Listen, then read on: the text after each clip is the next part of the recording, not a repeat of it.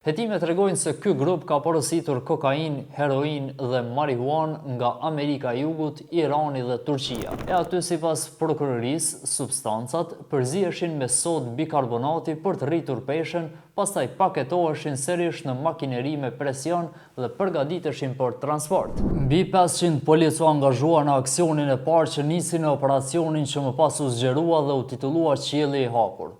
Pikërisht nga ky operacion dolën e pa informacione të ndryshme mbi tregtinë me narkotik e që bëj brenda dhe jashtë Kosovës nga individ e grupe të ndryshme kriminale.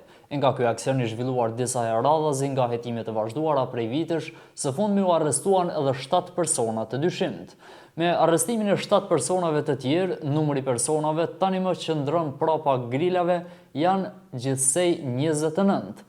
Prokuroria Speciale e Republikës së Kosovës ka dorëzuar në gjykatën themelore të Prishtinës kërkesën për caktimin e masës së paraburgimit ndaj 7 personave të dyshuar për përfshirje në krim të organizuar, trafik ndërkombëtar narkotikësh dhe shpërlarje parash.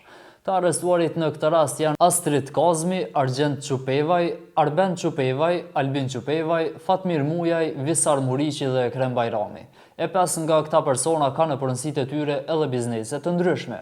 Astrid Kazmi figuron pronar në një biznes të quajtur NT Astrid A, që për aktivitet kryesor ka tregtinë e veshjeve në dyqane të specializuara. Po ashtu Argjend Qupevaj është pronar me të gjitha aksionet në kompaninë NTP Alb Trade, e të cilat për aktivitet kryesor ka ndërtimin e objekteve banesore dhe jo banesore.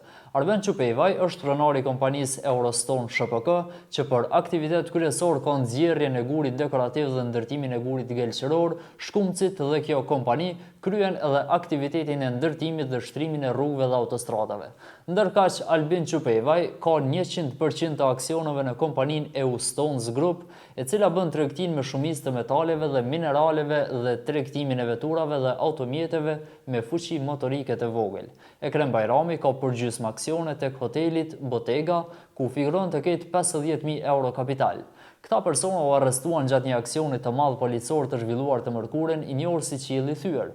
Pra bëhet fjalë për një grup të organizuar kriminal që ka vepruar për më shumë se 5 vjet, duke filluar nga viti 2020 deri më 23 shtator 2025. Dosja e prokurorisë sqaron se të pandehurit dyshohen për pjesëmarrje aktive në një grup të mirë strukturuar kriminal, i cili ka vepruar në Kosovë dhe jashtë saj me qëllim të përfitimit financiar nga shitblerja substancave narkotike.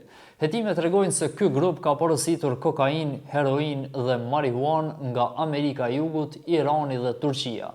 Molli më pastaj transportohej përmes konteniereve të ngarkesave, anijeve, kamioneve dhe veturave të tjera të pajisura me bunker të posaçëm për fshehje, duke përdorur metoda të sofistikuara kamuflimi. Rrugët kryesore të transportit përfshinin Shqipërinë dhe Maqedoninë e Veriut, prej nga droga futej në Kosovë. E aty sipas prokurorisë, substancat përziheshin me sodë bikarbonati për të rritur peshën, pastaj paketoheshin sërish në makineri me presion dhe përgatiteshin për transport. Rrjeti organizuar e shpërndonte drogën më pas në Serbi, Bosnjë-Hercegovinë, Kroaci, Gjermani, Zvicër dhe shtete të tjera të BE-s, ndërsa një pjesë të sasive mbetej në tregun vendor. Një sasi e marihuanës dyshohet se është transportuar edhe drejt Turqisë. Pika e dytë e kërkesës së prokurorisë po ashtu lidhet me shpërlarjen e parave. Të dyshuarit tani më të arrestuar theksohet se përmes bizneseve të krijuara nga vetë ata ose nga persona të lidhur ngushtë me ta, të njëjtit dyshohet se kanë transferuar shuma të mëdha të parave të fituara dhe më pas i kanë investuar në prona të ndryshme si toka, shtëpi, banesa e automjete luksoze. Kujtojmë se edhe me 3 qershor të këtij viti u realizua një aksion i ngjashëm me rreth 600 polic. Nga ky aksion janë arrestuar 22 persona në ndyshimet për kryerjen e veprave penale si krimi organizuar në lidhje me trafikimin e narkotikëve dhe pastrimin e parave. E në këtë aksion është gjetur dhe sekuestruar sasi e konsiderueshme provave materiale, duke përfshirë këtu lëndë narkotike, 129 vetura, 135.000 kartmonella para të gatshme, 20.000 franga zvicrane, $490, 13.000 para të falsifikuara, 9 orë dore të markave të njohura, 36 armë të llojeve të ndryshme, municion, prese për paketimin e heroinës, e kokainës, laptop, telefona USB, dokumente e gjërat ngjashme. E 22 të arrestuarve në aksionin e parë të zhvilluar në kuadër të hetimeve për Sky ACC, gjykata VCU ka vazhduar masën e paraburgimit. Deri tek arrestimi i kosovarëve të dyshuar për trafik të drogës, kishte ardhur edhe fal bashkëpunimit të policisë e prokurorisë së Kosovës me vendet e huaja.